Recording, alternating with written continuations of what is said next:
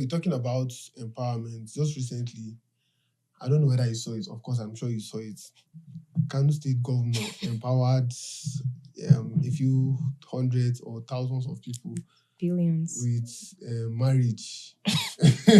they did marital empowerment for them. I've not seen this type of empowerment in any part of the world before, except in Nigeria. And here you're here talking about the fact that they are doing one size fits all, but people need to get money. For me, So do you want Plateau State government to do for you one size fits all? Maybe I'll get married at the end of the day. Maybe that's one of the reasons why some of us have not gotten married. Maybe we should advocate. Maybe I'm sure Plateau men, people will like it. People will not mind. They will not mind. This is on glasses.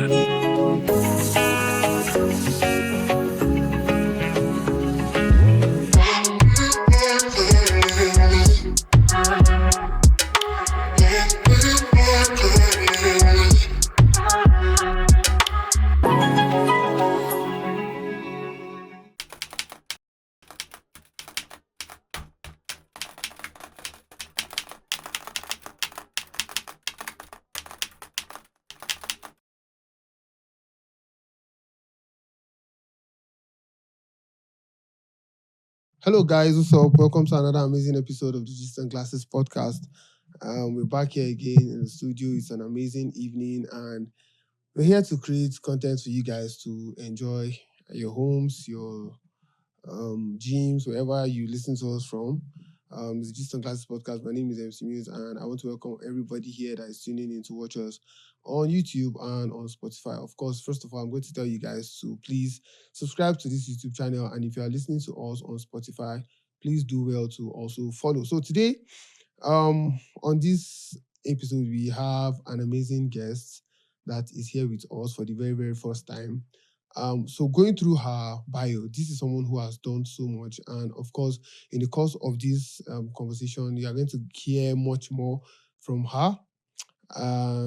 Okay, so let me just quickly go through her bio and tell you guys about her. So our guest today is a medical doctor. She's a medical doctor, public health advocate, social impact leader, and emerging political leader committed to building healthier communities and creating opportunities for young people and women. A graduate of medicine and surgery from the University of Jos. Jessica's experience cuts across clinical medicine, public health, humanitarian service, youth development, and leadership. See, this person is someone who has done so much. If I keep going through, it's going to take me like 2-3 minutes to read through all of this. But of course, since she's here, I'm just going to allow you guys hear from her and get to know her very, very well. So I called her up like 2 days ago, and I'm like, okay, so I'm doing an episode about ballots and bribery and election and everything that goes on in the Nigerian political space when it comes to election. I was like, do you mind? Do you think you'd have the time to come up and do this with me? And she's like, yeah, that's sure, she'll be here. And she just got here and we're about to do this whole thing. So I would like you guys to get to meet our guest for today. Her name is Jessica Mafeng Stephen. There's one other name that I like so much, but I don't know how to pronounce it. So I don't know why. When I saw the name, I was like, oh, I like this name. I like tribal names because it has a way of telling people your where identity. you are from, your identity. Yeah, because I was having a conversation with someone, I think it was a week ago, and this Igbo boy his name is Jaden. I'm like, hi, how are you Igbo? How are you Igbo and your name is Jaden? Yeah, right now, if you go to any secondary school, any nursery school, and you scream Jaden, all the boys will turn. All the boys will turn. I don't know what's happening. But of course, we're not here to talk about that. We're here to talk about Nigerian politics and we are in a political season, obviously. So there's a lot of campaign that is about to start, if it has not started already. Yesterday, there was an election in Osun State, and we saw a lot of things that happened. And we're going to be talking about some of those things briefly, and then also talk about Plateau State politics and all of that. So first of all, you're welcome. Jessica, thank you for coming. Thank you for having me. It's such a privilege to be with you. Just having a small chat with you before we started, you started telling me stuff about some of the things that you've done and the amazing work that you've been doing so far. And I like us because I feel like a lot of people do not know these things. People just see you do stuff in the public and they do not know how some of these things come about and how you are able to pull through to make some of these things happen. So recently we had PVC registrations across the state in different locations in Jos, and I already had my PVC, but I went there because I wanted to see, okay, what was actually going on. And you could see a lot of young people turning out in their hundreds to come and register and have their PVC. So first of all, I'd like to ask you, before we get into the whole political thing, you're a medical doctor. Yes, I am. So do you practice or did you practice before you became a humanitarian and a whole lot of that other thing?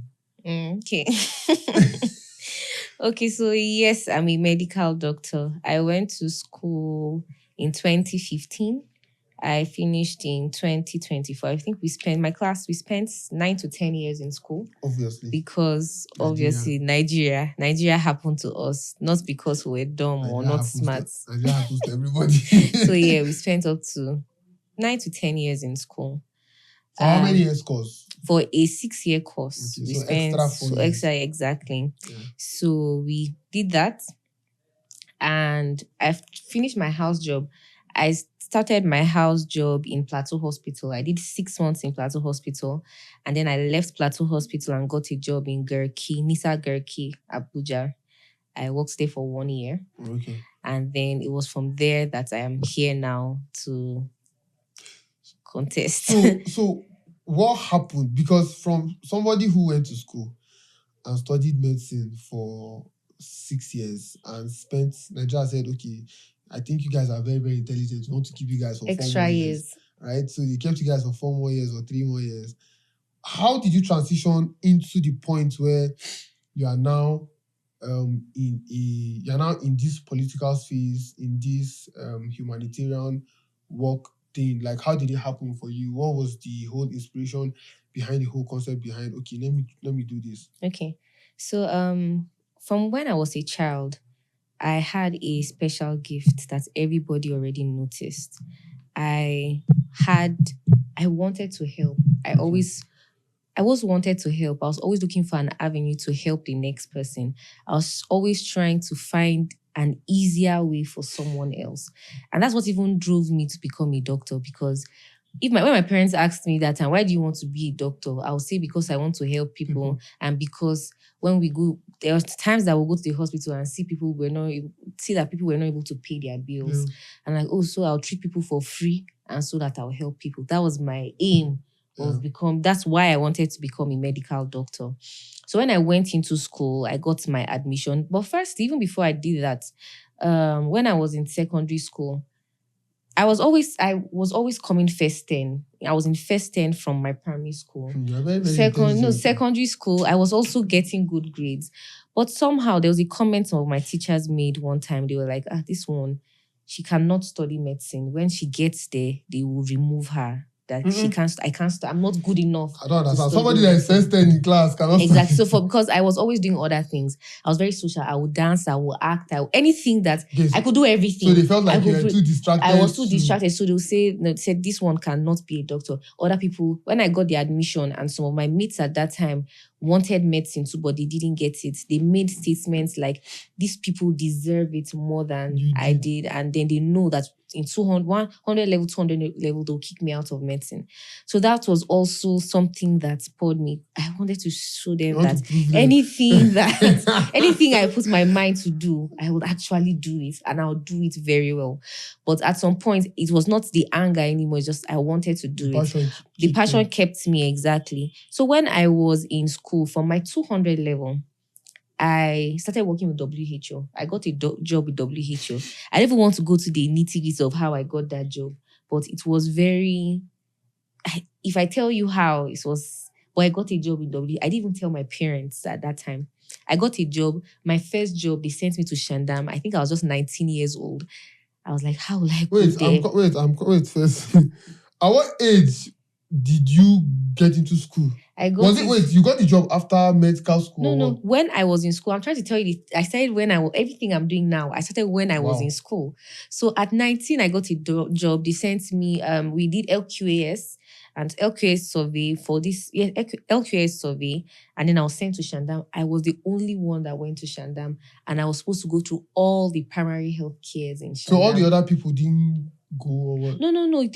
So for different local governments, they pick different people. We're like ad hoc staff. You come and work and go. It was Cool. not a permanent job.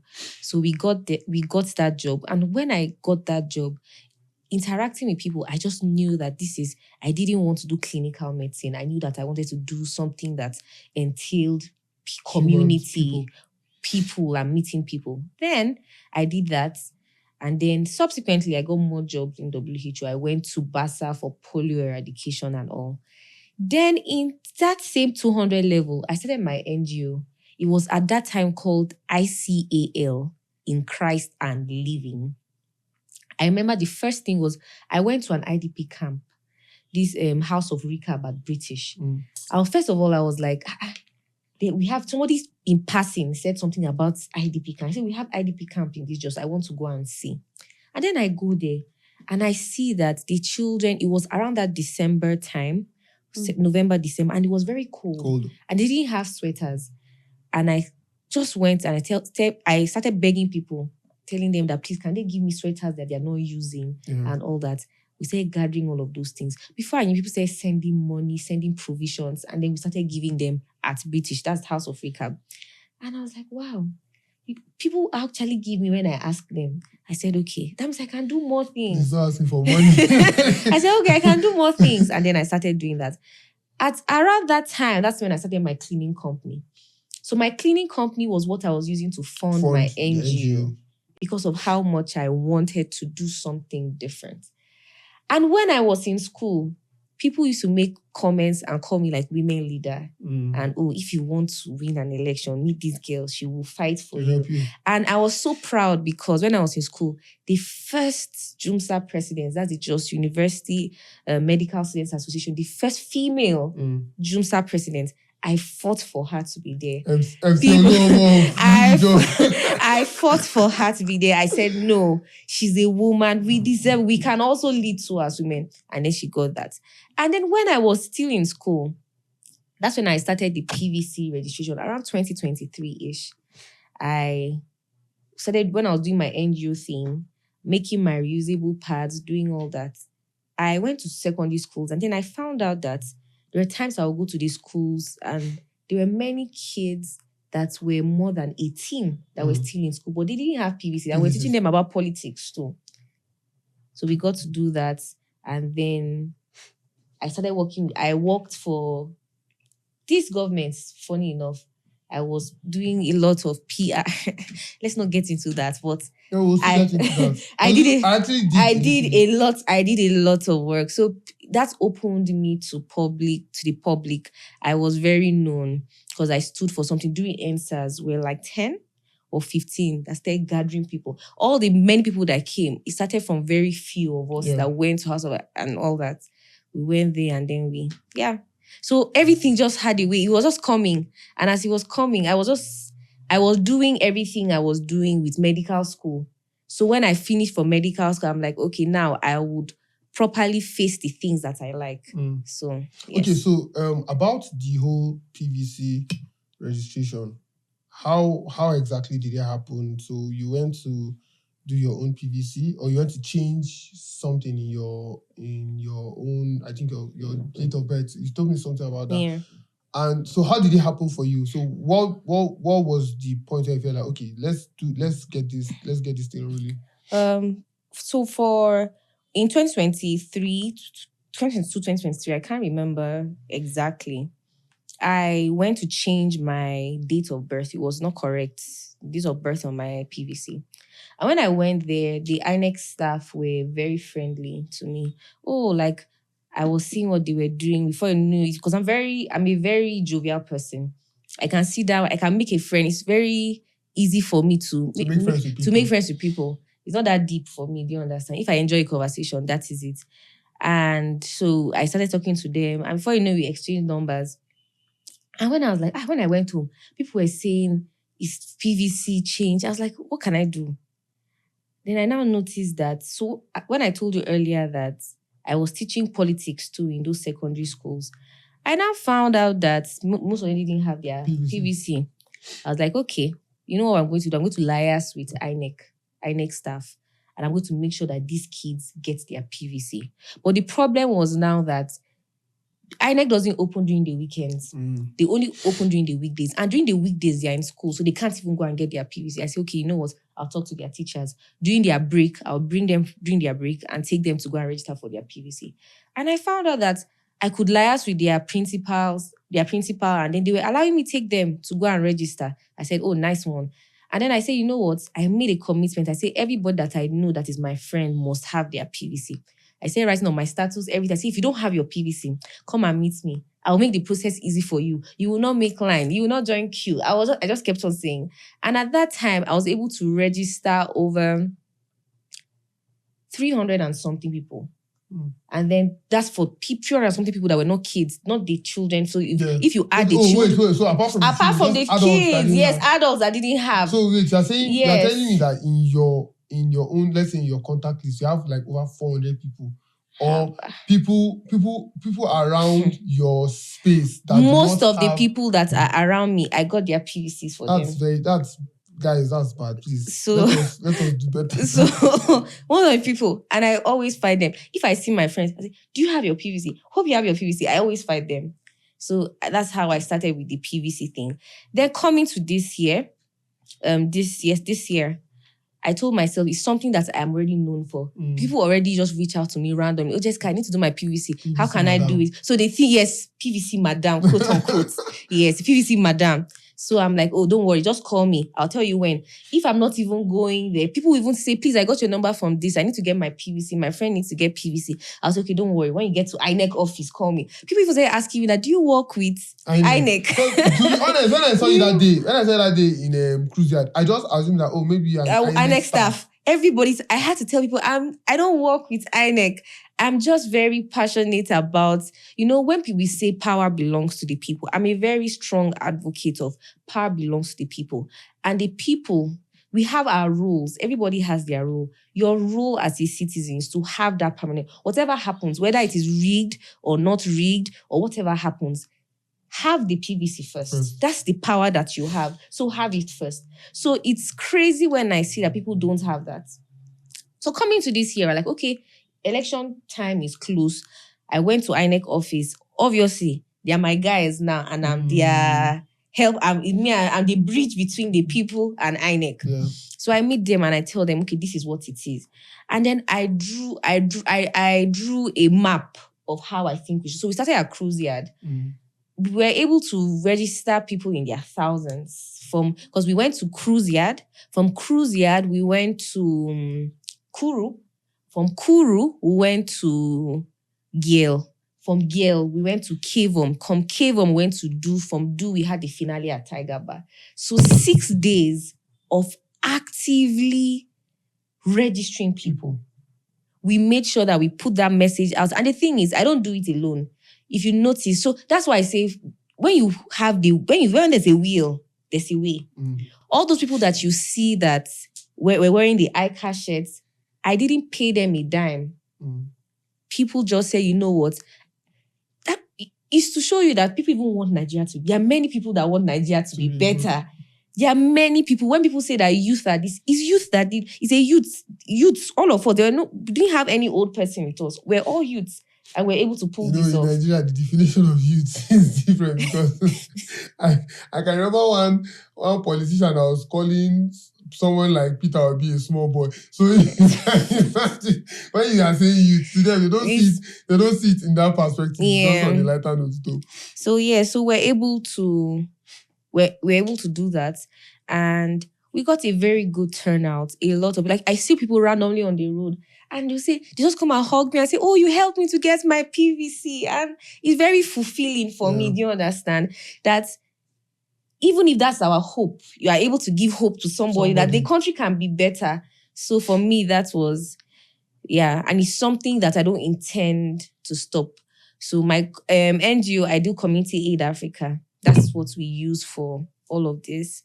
We don't intend to stop. We believe that power belongs to the people. Power should be given to the people. And the only way people can get that power is through their PVC. That's the power that we have as people, and everybody should have it. I sincerely believe, and I think that it's very important for irrespective of what it is that you think or you imagine that, oh, there's no point having my PVC, elections are going to be rigged. And truthfully, you cannot, sometimes I want to say you cannot blame these people for having that kind of mindset. But generally, it's not a mindset that would make the country to grow, because you have a lot of people who do not, first of all, don't even own PVCs, talk more of turning out on election days to vote. So that's another conversation entirely, because we have people who would not even turn out to vote. They'll tell you that there's no need, they'll still rig election, blah, blah, blah, blah, blah, blah. But then, notwithstanding, so yesterday, there was elections in Osun State. I don't know whether you followed it. Yes. So what did you notice about the whole elections? I think for me, I woke up this morning, I saw people rejoicing that. For me, I feel like a lot of Nigerians were just rejoicing that Davido's uncle won the election. Not necessarily because they felt like, oh, this was the right candidate or not. This was the perception I saw. It was just more like, oh, Davido's uncle won the re-election. But I believe you followed it more than I did, because you are a little bit more politically inclined than I am. So what did you think about it? What did you see? How did you see the entire process from the PVC verification, the election itself, the counting of the results, and every other thing? I don't think there was any story of violence or something. I don't think there was some few thuggery here, attacks, intimidation, voter incitement, which is usually Nigerian elections too. So, but what did you think about the whole process in the Osun State election? Okay, so first of all, I don't think, maybe, they say two truths can coexist. Yeah. So, I don't think people were happy because it was Davido's uncle that won. I feel like people were happy because their votes actually counted. Okay.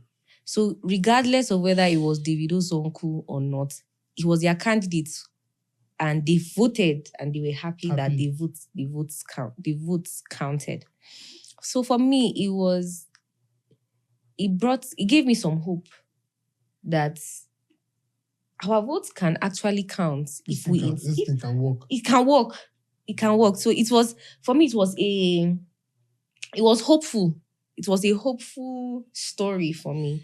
Because if you look at the number of APC governors that were there and the people that went there to make sure that this thing goes in their favor, but the people, despite the money that was given to them, people collected and still did what they wanted to do. I saw one girl. There's this particular girl that's trending on Twitter that marked her thumb and that they gave her money, and she voted for the political party that she wanted. But she collected their money and she was going back to tell either her uncle or her dad that, oh, I voted for X political party, but this was who she voted for and all of that. So and it also shows that Adeleke is in his party is AP something. No, he's in Adeleke is in APC is Bola. Najim Salam is ADC. No, he should be in PDP. Is it action something? I can't remember. I don't know. Accord Party. So it just shows that a party can give you a platform as a politician. But what matters most is what you have to offer to the people. I've been saying it since. In Nigeria, we do a lot of party politics. It's a party politic thing. Like anybody can just go to the right. As long as this person is in that party, whether the person is capable, whether the person so people don't really look out for the individuals it's just the party. And it's good to know that people are now saying, no, we have our candidates regardless of party. Political parties. Yes. And there are cases where some beavers were not working well. I saw videos, people following them to to the collation office on bike. People were following their votes bumper to bumper. When the bus was, they were going with, they snapped it, they counted it in front of, they moved with it to the collation center. So now it shows you that Nigerians are tired. Nigerians want something better. And Nigerians have realized that the small gari, the 1,000 naira, all those things that they give you, before the week runs out, all those things are done. Yeah. And they leave you with all your problems. And I always tell people that one thing that we should start thinking of in Nigeria is not for only me to benefit, but for all of us to benefit. Because when a politician gives you all those things, they feel like they've settled you. You don't have the voice or the mouth to say anything again. But when we start rejecting it and start moving our politics to, no, don't give me Gary, don't give me money. Tell me what you have to offer so that I hold you accountable to your words. Then that's better. Because now politicians will not be able to say, okay, let me just single out these people, give them something, and then they'll divide and conquer. Exactly. Now we're moving towards people saying, no, we want quality education as a community, want better healthcare as a community. So people are more shifts, even though there's hunger in the land and things are getting bad. People are becoming more less self-centered and more community-centered. Yeah. Want to see what you can do for us as a people and not for individual gains. You know, there are politicians where, especially in this Plateau State, when sometimes I don't like talking politics generally, because I feel like when you hear certain people have political conversations, you know that they are talking from a barely sentient point of view. They don't know anything. These people are morons. Because you hear someone saying something like, oh, this particular politician has given these people jobs, he has given this, he paid WAEC for how many hundreds of people, he bought food.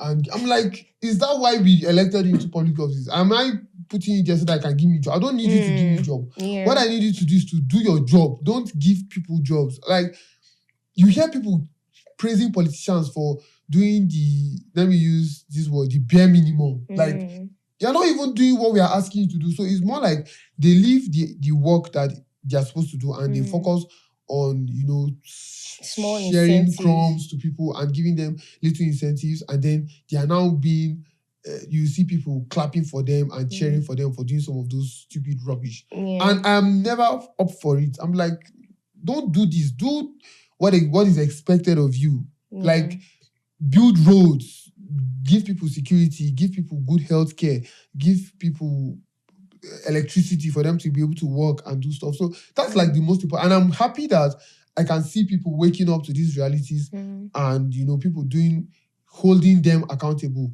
for it. So let me just let you go on with your talk about Osun State election. So, no, just to say something that there's in Nigeria, we have this one size fits all kind of mentality. I was on radio the other day. We're talking, this International Youth Day was celebrated a few days, 2 days ago. Yes. And the theme for the year was different contexts, common aspirations. And different context simply meaning that your context is what the reality that you wake up to every morning.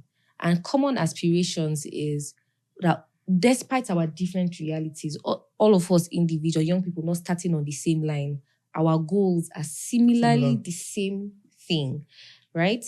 So why I'm saying this was they were trying to. When I was reading about it, they were giving an illustration saying that government just comes and will say they are sharing laptops, they are sharing something. There's a difference between equality and equity. Yeah. Equality is that you come and share, you do everything for everybody equally. But equity is that identify this. What is this? What we need? So in Nigeria, we have this bad mentality of let's just come and give, and not they're treating us as a homogeneous entity. They are forgetting that we're individual. We have individual interests. They come and just give us things like that. So a problem that we have in Nigeria is this one size fits all. Oh. Let us do youth empowerment. I hate that word. What is youth empowerment? What is the empowerment? What's the empowerment exactly? What research have you done? What data do you have to show that, okay, this is what these people need? Why are you giving people what you think they need and not what they actually need? Because if they give them what they actually need, they would not need them to for them to channel their energy into. If you give somebody, like if you have a graduate, somebody in University of Jos now that is a student and a young farmer, and you give them laptop, you have not done for the farmer. You've not done anything for the farmer. You are giving him laptop to do what with it? That's not what he needs. So this one size fits all method. I get what you're saying. Honestly, I particularly don't like when I see that they just come and do things and say youth empowerment. You know, you're talking about empowerment. Just recently, I don't know whether you saw it. Of course, I'm sure you saw it. Kano State governor empowered a few hundreds or thousands of people. Billions. With marriage. they did marital empowerment for them. I've not seen this type of empowerment in any part of the world before, except in Nigeria. And here you're here talking about the fact that, you know, they are doing one size fits all, you know, but people need to get money. For me, do you want Plateau State government to do for you one size fits all? Maybe I'll get married at the end of the day. Maybe that's not the reason why some of us have not gotten married. Maybe we should advocate. Maybe I'm sure Plateau men, people will like it. People will not mind. People will not mind. Yeah, I know. But they will not mind. God. So apart from that, there was also a video of, they said it's a senator's wife that was distributing money. I don't know whether you saw that video too this week. Okay. One senator's wife. Oh, I saw it. There was a bulk of cash. Yeah, I saw it. And she was giving. Yes. I don't know. How did you get to the point? What is wrong with us as the people that we just keep having this kind of leaders that feel like, oh, this is the way forward. We should give these people money. This is what they need and all that. I know we've answered this question, but I'm just trying to cite out instances of people, you know, videos like people doing this stuff, and when you ask them, they'll tell you that it is human empowerment, it is youth empowerment, it's all sorts of empowerment. It is just outright stupid for me. I don't see the need for it. I don't see the wisdom behind it, and I just wish we get to the point where leaders will do what exactly it is that they've been voted for to do. Not all of these other shenanigans sharing of money sharing of money and stuff. So something happened yesterday. You briefly talked about it in passing. We had governors from different states going to Osun State for election. And today I was asking some of the guys I was having a conversation with, I was like, why? What are they going there to do? Are they from that state? No. Are they qualified to vote in the election? No. So why do we have governors leaving their own state? Are they jobless? They don't have anything that they are doing, that they'll leave their own state and go to Osun State to go and support their political party? I don't understand this. Like, what is the solidarity party? What kind of stupid solidarity? Is it their money they are using to do all of these things? No, like, why are they going there for elections in another state? What is the rationale behind the concept of governors and senators going to other states that is hosting election to, like, what is happening? Well, that's the kind of politics that we found ourselves in. And that's why we need people to clean the system. People that are good leaders, people that understand what democracy and what politics is. For very long, we're giving people that don't have the people in mind, we're giving them chance. And that's why I love our generation so much. We have zero tolerance for rubbish. True. You can see that we're very hardworking. Nigerian youths are so hardworking. And the only thing we need, I was on radio the other day and I was saying, I don't like when people say that, people are resilient, and not talking about what caused them to have that form of resilience that they have. Nigerians are so resilient, keep moving, keep pushing. I say, if it's about ambition, as a leader, as Nigerian leaders should stop trying to manufacture ambition in young people, because we already have that. We already have ambition. Their job is to provide and build the foundation for us to build that ambition that we have. Because if it's ambition, we have it in excess. The problem is we just don't have what to build with. So for me, don't talk about it. We have that. It's crazy when I see what is happening. But this Osun State election has given me some boosts and has given me some hope that if the people decide to stand and say our votes will count, our votes will actually count. So yeah. Okay, so build up to the next election. I don't know whether I'll call it cycle. Yeah, that's what the next election cycle. You are running for public office. Yes. So, what public office are you running for, and why did you decide to go into politics and all of this? What is the passion that is driving your political ambition to run for public office? Just give us a breakdown of the whole political thing for you so far. Okay, I'm running so I'm contesting for State House of Assembly, Okay. Just South constituency, under the People's Redemption Party, that's PRP. And what spurred me to run for elections, or what spurred me to contest? I told you before that I've always loved politics. I've loved the idea of democracy. And if you look at it, every aspect of our lives revolve around politics. True. Everything that we do, our progress, everything we do, politics has a say in it. Governance has a say in it. So when you have bad leadership, bad governance, bad everything, your life, no matter how hard you try, it's like you're taking 10 steps forward, 20 steps backward. Because the ecosystem is not favorable for you. It is you want to do. It's not favorable for you. And we keep saying we want change. We keep saying that we want things to become better. And when good people or good leaders don't get into those positions, things don't become better for everybody. It's bad enough that we complain. But what are we doing aside complaining? So for me, it is, I know what I have done with the little that has been given to me. So I know that when more is given, I know what I can do with that. And I have this philosophy. I have some principles about life. Since I was young, I was taught by my parents that anywhere I go, I should leave it better than I met it. True. So everywhere I go, I always try to make a difference. I always try to do something better. I always try to do something positive. And my father also taught me that when you go somewhere, always make sure that the poorest person there, you have touched the person's life in some way or the other. If you can touch the poorest persons, that it will affect the people that are up, because that's the person at the lowest.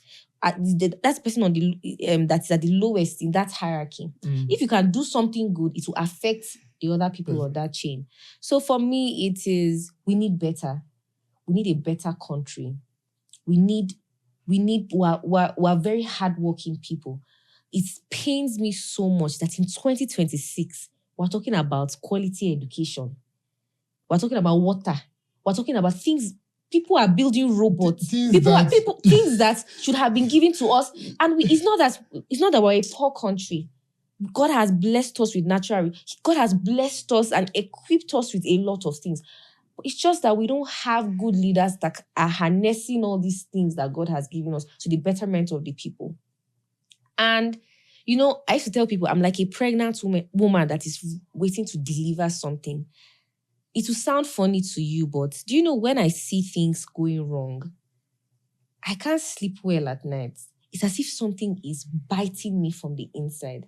It's very funny when I say this, but it's not funny. It's not funny. Before we started shooting, I was telling you that personally, I don't like talking to people like you because I felt this way, and I don't, maybe because it's not my calling. Yeah. So it's easy for me to I'm tired. Maybe because that is not what God has called me to do, and to be in the whole politics. But then I get I understand your frustration, and a lot of us feel that way, and that is why people like us would be willing to support somebody that we see that, oh, this person is all about change and all about making life better for people, not necessarily affecting us directly, but then there are people who still believe that, oh, I can actually do this. So there's people like us who definitely throw our support in for people like you who are at the forefront of all of that. Sorry, I was just trying to put that out there. Yeah. So for me, it's like I'm carrying something. There are nights that I wake up and I cry so much. You know, when you cry with, like, you're shouting to your pillow. When I see all these killings, when I was working in Plateau hospital and I see things, I go back home and I'm telling my parents I'm angry, I have tears in my eyes. I just knew that if I stay like this, if I continue complaining and I'm not fighting to make things better, I will just die before my time. So I told myself that I had a conversation with God. So I do this thing where I tell God, I say, God, sit down, let's have a conversation. I say, why are you making me feel? I'll tell him I'm just a child. I always say that. I'll say I'm just a child. Why are you putting this thing in my mind? Why are you making me feel like I want to fight? Why is this thing going on inside me? And then for some time, when I came out to run, people were saying, oh, they saw it coming. It coming. I always made statements like, I'm going to be the first female president of Nigeria. Since I was little, I've been saying that. I'm going to be the first female president of Nigeria. And I sat down one day, I was having my conversations I have with God. And I said, so what do you want me to do? Where do you want me to start from? Sometimes I'll tell him, God, just talk to me now. I will not tell anybody that you said this thing now. And when I said that particular day, in my mind, something just told me, okay, I think you're ready. I didn't know what it was. I didn't know how it came about, but something just said, okay, I think you're ready. And then I have a lot of mentors. I don't know, my mentor one day, we're talking. And then I said, tell him, we started discussing. And that's how all this came about, me running. But I remember that a week before, and God just said, something just dropped in my head. And he just said, okay, I think you are ready. I didn't know what it meant. So he just said you are ready, but you didn't know. I didn't know what it was. I didn't know what it was. I just took it like, okay, the normal conversations I have with God, and then I just left like that. But this is where we are today. And for me, everywhere I go to, I tell people that know me know that I want things to be better. People that know me know that I have passion to change, to make positive impact, and to make very good change. I always tell people, I want you to hold me. Why I like talking, and when anybody that invites me anywhere to talk, why I like going is because I want them to be able to hold me accountable to my words. I want to be a different kind of politician. Somebody that is answerable, somebody that is accountable, somebody that understands that is service to the people, somebody that understands that it's not a ceremonial position you're going there for. You're going there to serve people. You're a servant there. You are not a god. That when you have become a god to everybody and you are hitting people, you want to kill people on the road, that's not the kind of politics I'm bringing. That's why I said, even when I'm in my journey, this journey of running this campaign and all, I also want to educate people. Because when I go to places, we as citizens also have a problem. If I ask you now, who's your House of Assembly member? Honestly, I know I voted for somebody, but I don't. So you see, we as citizens have a problem. Okay, if you don't, so you see, now if you don't know somebody somewhere, how do you hold them accountable? How do you make them answerable? If we ask, I consciously went through, we did a survey. We asked 1,000 youths who the House of Assembly member was. None of them knew 1,001. Nobody knew who the House of Assembly member was. What are the roles of the House of the House of Assembly? Assembly. They don't even know the roles of the House of Assembly member. So you see, if you're not able to know the rules of, it's very easy to blame the president. It's very Or easy blame to the do that. governor. Or blame the governor. But there are people that are sitting on what they are supposed to do to make sure that the governor cannot do everything. The president cannot do everything. That's why these other offices, you elect people. That's why they exist, to make sure that it goes down to the most common person. So for me, I want to be a member with a difference. If you check, I'll just briefly say just 4 rules of, these are the 4 specific rules of a House of Assembly member. Representation. You're supposed to be the bridge between the people and the government. Meaning that people should know everything that is happening in the government because you are there. You should explain it, not just explain it in a language that they understand. And bring opportunities to let the opportunities go round. That's representation. The problems of the people, prioritize them. You see this one side, when I told you that people do things that they think the people need, that's not what's supposed to be. You're supposed to have town hall meetings and get these are the things the people need. Let us order of priority. Okay, let us start with this one. That's what you should do. That's representation. Then budget appropriation. Then you have oversight. Do you know for every project that goes on, the House of Assembly member knows who the contractor is, how much money is for that project. When the money has been dispersed, the start date, you can investigate, you can do all that. The House of Assembly has a power to summon the governor, summon any agency and question them. Have you ever heard any of this? In which country you see, those are their roles. So we cannot even ask them, are you doing this thing? If we don't even know that, that's if do they know what they're supposed to do? Is that what you're asking? Not even do they know what they're supposed to do. I'm looking at it from the point of, okay, so you know how Nigerian politics is, where everybody wants to be loyal to the person that is at the top. So you have House of Assembly members that is more like they're working for the governor. So they are yes people to the governor. Yeah. They are all there for their hungry stomachs. So that is what I am going to. That is why people like me are running. Okay, now sorry, let me cut you short. Before, I think a few years ago, when Yahaya Bello was running for the governor of Osun State, he was like the youngest governor at the time. Yeah. And people were like, oh, for the first time, we have a governor who is young, who understands the young people. And in my own opinion, that's one of the most biggest background we've ever gotten in Nigeria as a governor. Like till today, as I speak to you, he currently has cases with the EFCC of. You can imagine someone paying school fees for his kids in millions of dollars. Like before in the future. Yeah. Do you understand? And Kogi State is one of the poorest states in Nigeria. In fact, Kogi State is arguably the poorest state in central Nigeria, as the middle belt Nigeria. Do you get? But this is somebody who their governor has a case of over how many billion naira. You get, so for me, I'm at the point where I'm not even fascinated about, and I like the idea of having young people run for public office. I like the idea of having people who are our people who, back in the day when we used to hear that, oh, Fela used to call out the government of Nigeria at the time.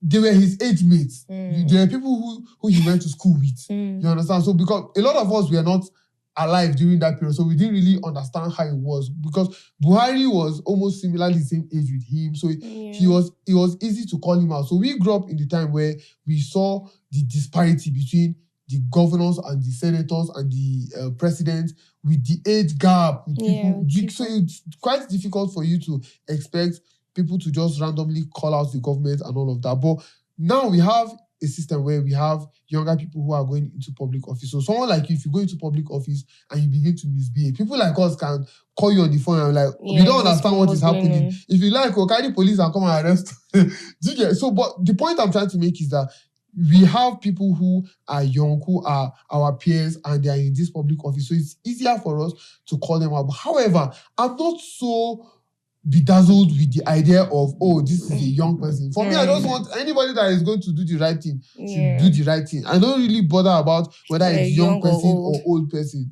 But for me, I would want to see younger people. Why? Because they have an understanding of the times that we are in. We are talking about not doing the kind of empowerment that is one size fits all. So you know that, okay, if I'm going to approach market women, I should be able to understand that, okay, what exactly do these women need? What is it that they want? If you are talking to younger people, what is it that they want? What is it that they need? So that you don't just come and say, we are doing empowerment, and you just count 100,000 and share for everybody. Because that is not what it is. So for me, I'm at that point where, like I was telling you, I'm at that point where I don't want to say I've given up, but it doesn't hurt me anymore. And I'm sure a lot of people have gotten to that point. But however, we are still here. And since we are here, the small we can do, let's just do it and see what will come of it. That's the point I'm at. To me, that's where I'm at right now. So God is calling. God is calling. God is calling all of us. We all have a role. We all have a part to play. So yeah, but it's, I get this thing when people say, oh, even young people have been there. We've given young people opportunities, but they went to go and mess up and all. When people tell me that, when people ask me when I go to campaign and say, how do they think I will not be that kind of person? I always tell them that, first of all, I'm a human being, all right? You cannot trust any human being. Even me, I don't trust any human being. But there's something about a track record. There are things that people will see that you have done. That's okay.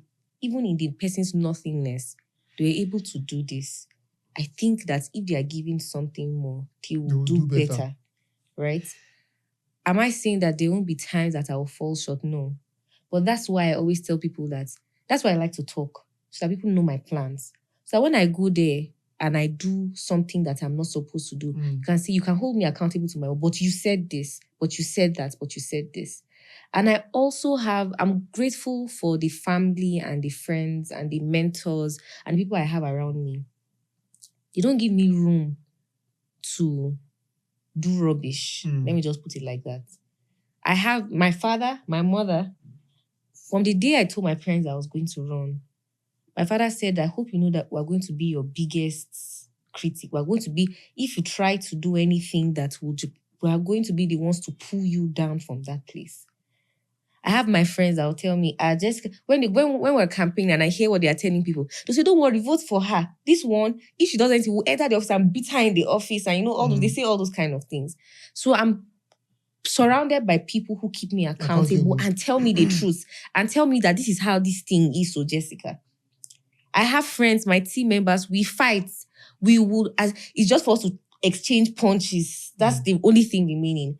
But at the end of the day, when we look at it, it's still one goal. It's for the greater good. So, and I don't think that if I change, I don't think these people, all of them will change. There are still people that will tell me that this is not right. This is what is happening. This is the real thing that is going on. And I'm very open to, that's why I always say I'm going to run a government that is very transparent. I don't believe in a closed government.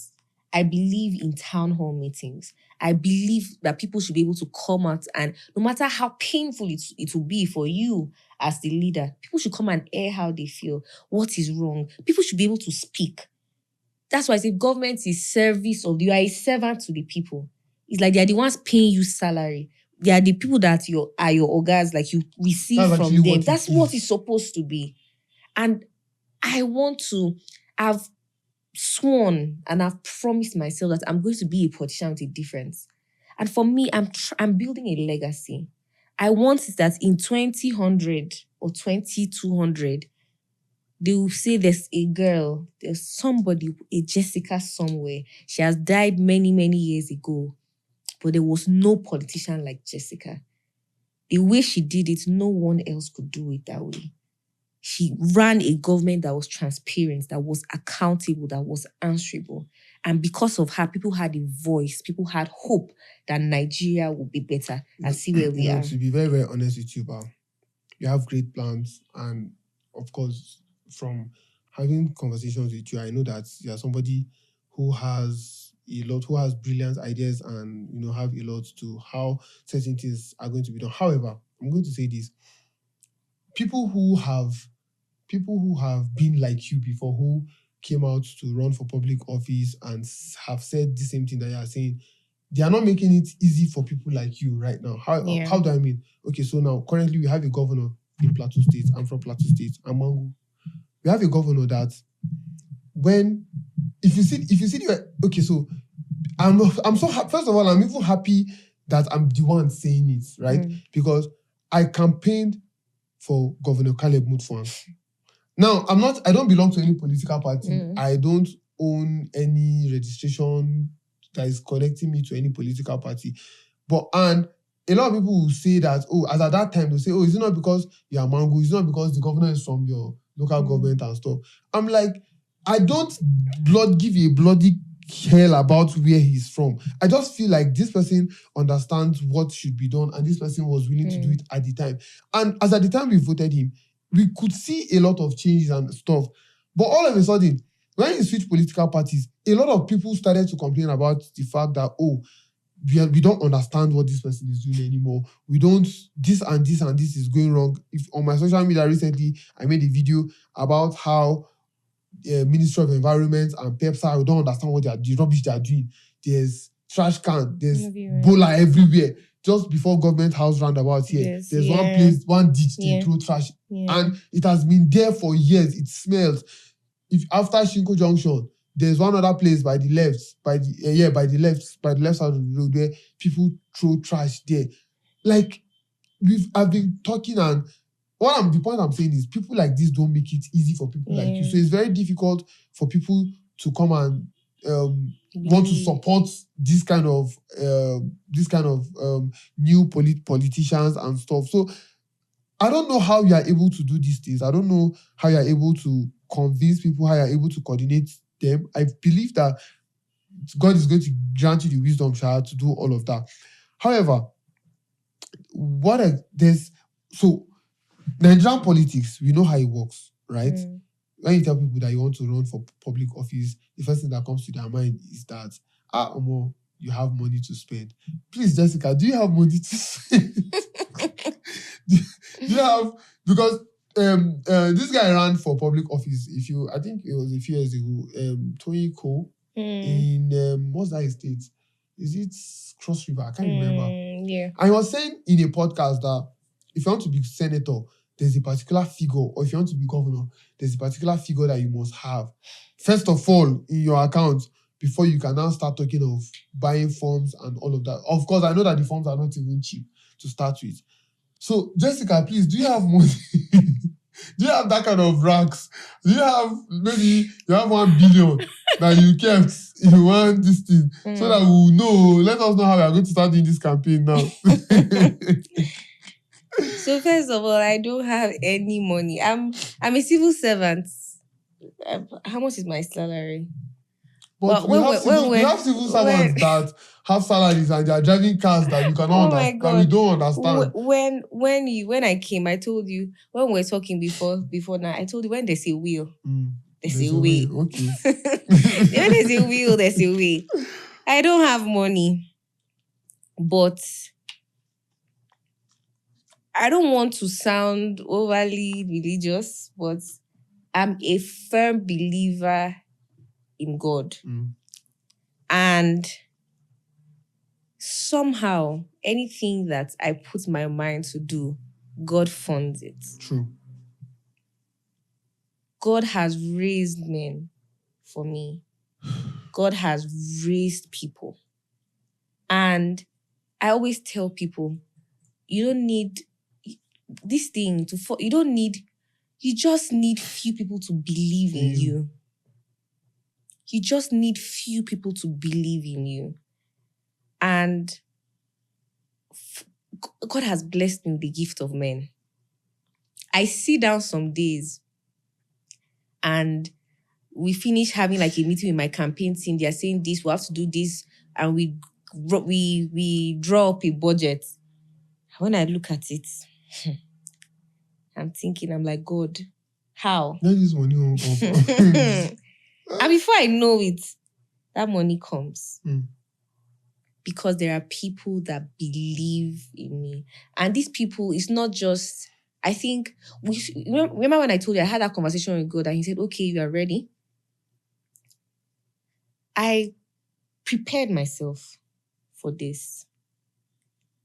I didn't just wake up and decide. I didn't just wake up and say, okay, you know what, it's time for me to run. I want some fame and all that. I prepared myself for this. I went to electoral college. I studied politics. I understood the assignments that God had given me and I worked for it. I've been working for this since for a very long time. I knew that I was not an ordinary child. I knew that there was something that was different about me. Even my prayers, when I pray, there's a particular phrase that I always say. I say, God, I know that I'm different.